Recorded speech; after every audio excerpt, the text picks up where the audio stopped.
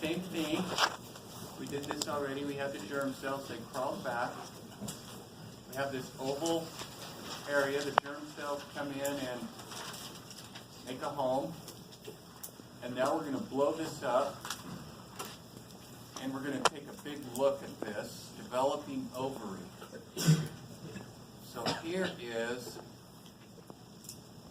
germ cells in this developing ovary. Similar to the male, they will recruit stromal cells to come and surround them. So the stromal cells come and surround those. And this is what is starting to happen at about 3-4 months of gestation. We're surrounding the germ cells with stromal cells. At this point, we would say some of these things are what we would call primary oocytes. And some of these things are what we would call primordial follicle.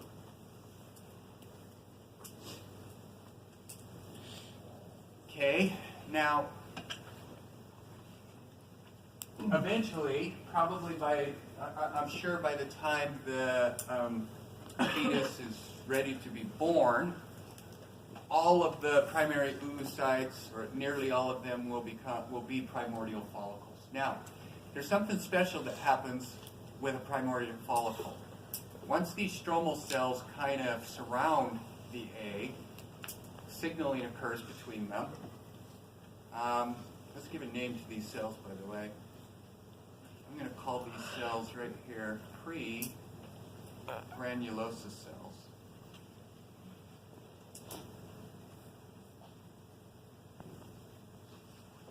Now the pre-granulosa cells, they communicate with each other. They form gap junctions with each other. It appears that it's like almost this syncytium. They can signal to each other. There's a lot of communication going on, and we have discovered that these pregranulosa cells will actually send out these processes and stab into the egg and form gap junctions with the egg. So there is a lot of crosstalk that's going on between these granulosa cells and the egg. And one of the things that happens in this earliest crosstalk is the egg is convinced to begin meiosis. So now remember the male, this germ cells went through mitosis, but they didn't start meiosis until puberty. In the female, that doesn't happen. We start meiosis right now. So this egg is going to start meiosis, and it goes up through meiosis 1. So basically what it ends up looking like is, I'll just draw one of these things. We have this egg, and we end up with the chromosomes all replicated, lined up on the equatorial plate. And then we're ready to go ahead and do telophase. We're ready to split the egg, and we don't. It stops. It's arrested. Meiosis is now arrested. And it will not continue until ovulation. So that means some of these primary oocytes started meiosis, say 5-6 months of gestation, and did not start meiosis again until 40-50 years of age. So that's a long time for meiosis to be arrested. But that's what happens. All right, so by the time the baby's born, we got a little female infant that's getting born. We have a lot of primordial follicles. We think that there's probably about 7 million of these things at the 4, 5, 6 month stage, but by the time the baby's born, we're down to 2 million. So about as quick as we make these primordial follicles, they immediately begin something called atresia. Atresia means to die off. No idea what causes atresia of some primordial follicles, while other primordial follicles don't die. There must be some sort of selection process, some sort of regulation. Don't know. That's a mystery. But the baby's born, has about 2 million of these primordial follicles, and then they continue to die. So this process of selection, whatever it is, continues. And then about the time puberty happens, we think there's about 300,000 to 400,000 of these left. And so where are we at? We're at puberty. How do I show that? So we have an ovary. This is an ovary of puberty. Ovary of puberty. Okay. And I don't know, maybe every day, this is not part of the cycle. This is something we kind of have to help you not get too tricked on. You can read textbooks that will say every month a female will recruit 9 to 20 primordial follicles, which is actually false. Primordial follicles do what we call wake up, is one term that I hear a lot, wake up. And what that means is you have this egg, and the cells around it start to grow. They're not squamous shaped anymore. They are cuboidal shaped. They're getting bigger. And these granulosa cells start to look like this.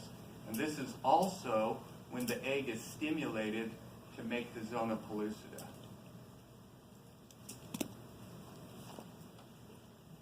And these cells lay down a thickened basement membrane. So here I have a primordial follicle that is being woke up. I think what that means, the term wake up, is that it's going to go ahead and start to mature. We're going to start to mature this follicle. We woke it up. The cells are waking up. They're getting bigger. I should mention the egg gets quite a bit bigger too. It gets really large. We get a zona pellucida. We get a basement membrane. This thing is woke up. Now, what woke it up? No idea. But it doesn't have anything to do with the female cycle. So if you read that we recruit primordial follicles, that would be incorrect. Something else wakes them. Are all sorts of theories out there. Some biologists have said, there must be an internal clock. And I'll bet if we could get in there and discover all of those mechanisms, we would discover that there's some sort of protein enzyme that does this, that does that, and there's an internal clock, and we're waving hands, we're making stuff up, we got all sorts of theories, and we have no idea. But if it does wake up, it starts to look like that, and we call it a primary follicle. Okay. Now, as it starts to go along, here's what it's going to do. This is going to get bigger. The egg's going to get bigger. The zona pellucida stays in place. So it stays around there. The granulosa cells start to form multiple layers. And I don't want to do this all day.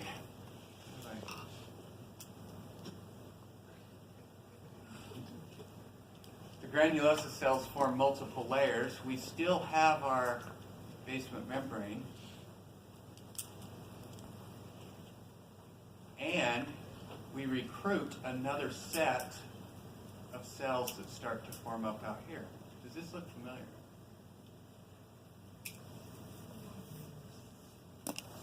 And then out here we have a blood vessel. At this time, when it gets to this point, there's two very important things that happen. First of all, the granulosa cells start to express FSH receptors. And the fecal cells start to express LH receptors.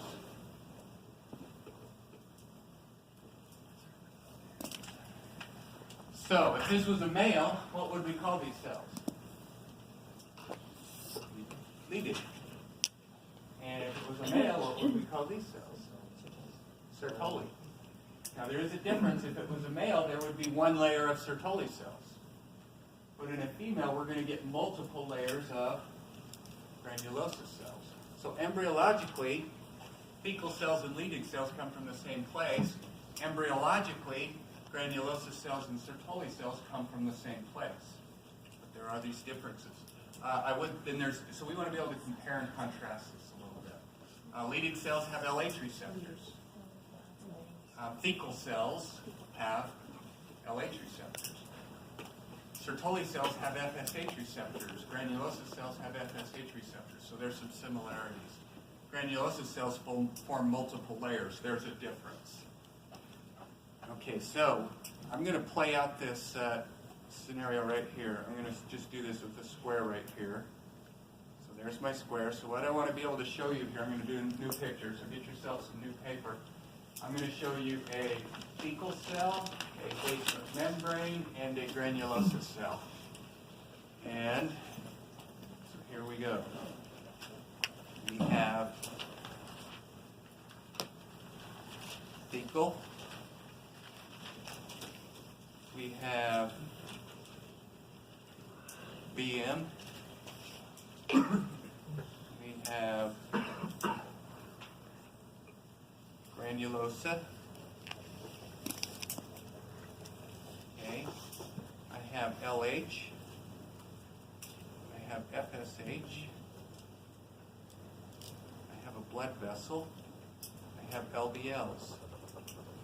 LDLs come to this cell and dump in cholesterol. LDLs are not terribly successful at getting to the granulosa cells. LDLs do not travel easily through the basement membrane. The number of LDLs that get over here are negligible. So I'm telling you that the granulosa cell does not have a raw source of cholesterol. Cholesterol is going to be turned into progesterone. Progesterone will become testosterone or androgens. Testosterone, is this looking familiar? This is a male, right? Now in the male, this testosterone could go here, right? That's true in the female too. There's nothing that keeps testosterone from not doing that. So a little bit of testosterone will go into the blood, but what we have to remember in the female is what do we have? We have way more granulosa cells. So if you're looking at a concentration gradient and you wonder how things diffuse, it shouldn't surprise you if I tell you this. Over here we find an enzyme called aromatase. And it's everywhere. It's in all the cells. And so if there is any testosterone around, it's going to very quickly be turned into estrogen. And because you have so many granulosa cells, the concentration of testosterone over here is like nothing. So the concentration gradient is steep. So the drive for testosterone to come over here is high. And so we see way more testosterone coming over here than we would in a male.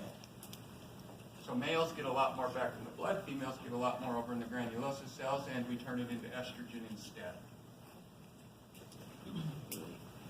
So,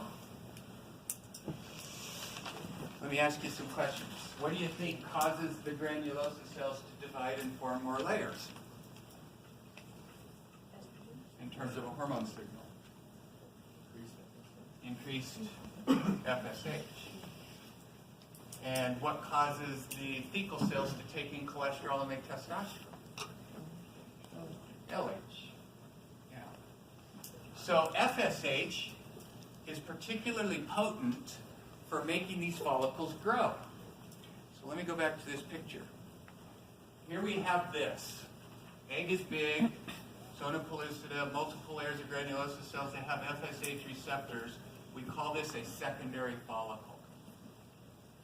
And so every month, as soon as the FSH receptors appear on a secondary follicle, they become recruitable.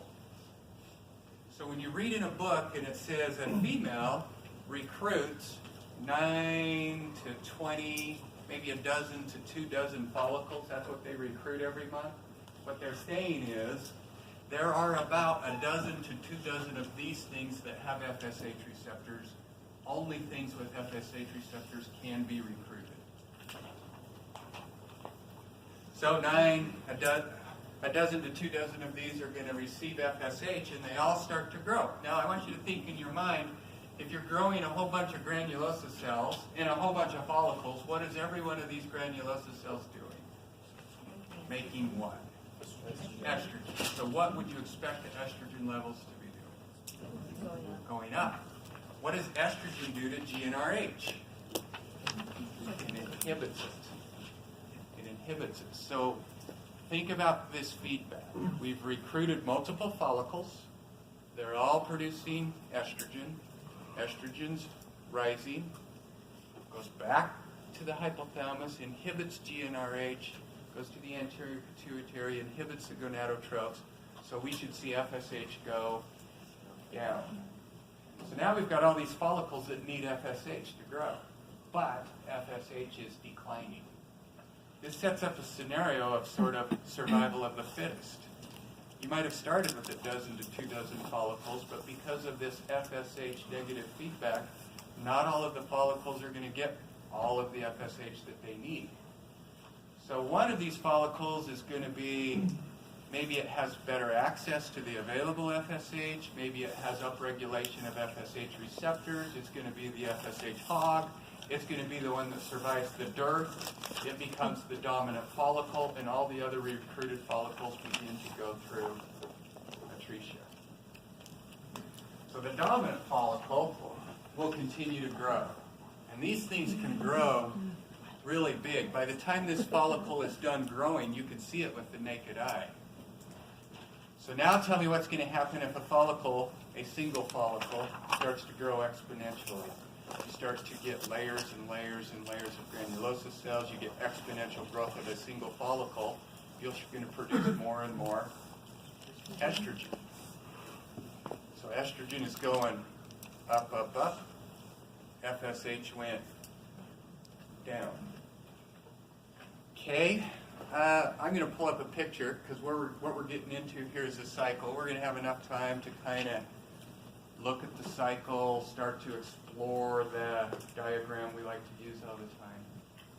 Well, and then we'll really finish it Monday. But is there any questions about what I've tried to teach so far before I lose this and bring up another picture?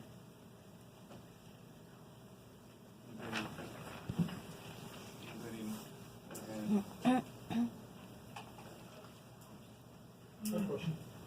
Please. On that picture you just had up that you drew, it seemed like a few of the things had more than one name. It was so confusing. Could you go over the names of things real quick? Like what you meant by that? Like for example, the pregranulosa cells and the primordial follicle, is that the same interchangeable So this is an oocyte surrounded by squamous-shaped stromal cells. Doesn't have a zona pellucida. I don't know. Basement membrane may or may not be there. It's not woke up. It's not growing. It has started meiosis. Primordial follicle. Zona pellucida, basement membrane, cuboidal-shaped cells. The thing is woken up. Primary follicle. Is that what you mean? Okay, primary. Yeah, sure. So there's a difference between primary and primordial. Okay, yeah, I see. And then, so the stromal cells can also be called pregranulosa cells? Until they become cuboidal and larger, then we call them granulosa cells. Okay. In dogs where they have several pups, are there more than one dominant follicle as well? Multiparous animals. I'm going to ask Hunt to mention that one. Yeah, it already ovulate 14, 15. But why? I mean, how do they do that? Because you would think FSH is still going down. How do they not lose? They're cyclic too. They're cycling animals, so they're sleep on the pen, so it's a little more than that. So I'll make a swag. Maybe they recruit way more. Maybe instead of recruiting a dozen, they recruit 50. Maybe there's way more FSH receptors on the ones that are recruited, so that as FSH drops, atresia doesn't occur. Yeah, these hormones have we don't see them around. They're they're sort of similar, but this peak that he's going to talk about is estrogen, we only see that in humans. We don't see that in animals. So, and prolactin and melatonin, we have different components that regulate that quality of treatment. This where humans and animals start to differ quite a bit. Yeah. My knowledge is a little bit shallow when it comes to these multiparous animals. Well, what about twins that don't look like fertile? Yeah. So, Well, that would be a case when two follicles survived the process and two follicles were ovulated. same size or equally? Yeah, they both matured. They both got big enough that they were both able to ovulate, and two eggs reached the fallopian tubes, and two eggs were fertilized, and two eggs implanted. So that would be what we call fraternal twins, where they don't look like each other, but they're born the same day. Look at the shot, You didn't know that?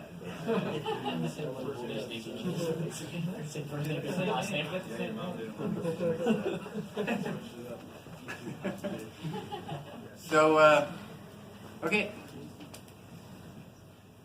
So here's a picture. Let's kind of take a look here and just see if we can recall some things. So we're going to start this whole cycle. We want to call it day 0 or day 1. We're going to start it like when a female's first day of bleeding menses. The endometrial tissue is sloughing off. The period. All of those things that you've heard. We're going to start day 1. That's where we'll start our cycle. So day 1, we kind of look up and we wonder what's going on. Now it's really hard to understand what's happening here where I'm pointing my finger, unless you understand what's happening here, which was the day or two before. So, I don't know what to tell you, except we'll get there.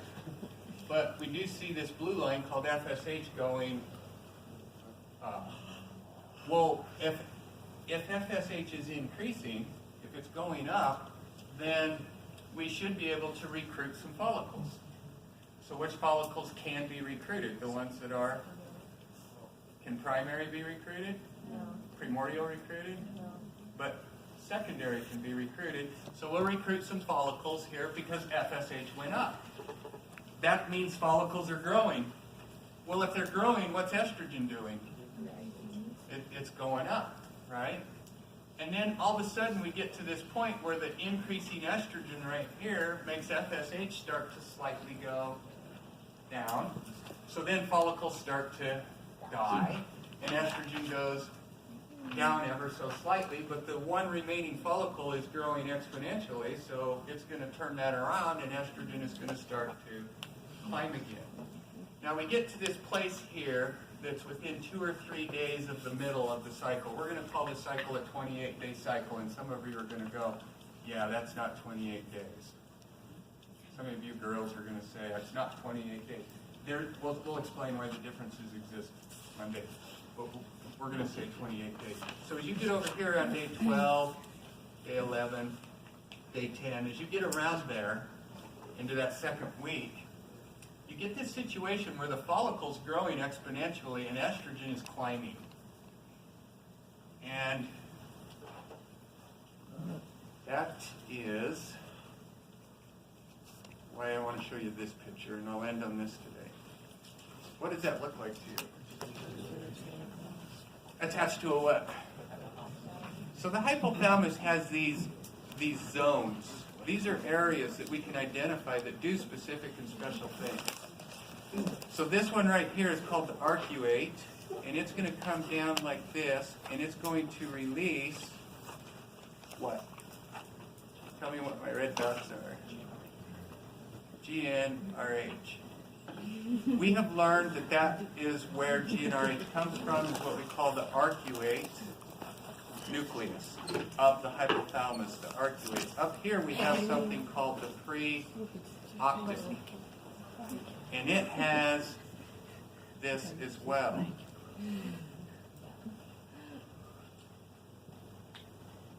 And we'll pick up there on Monday.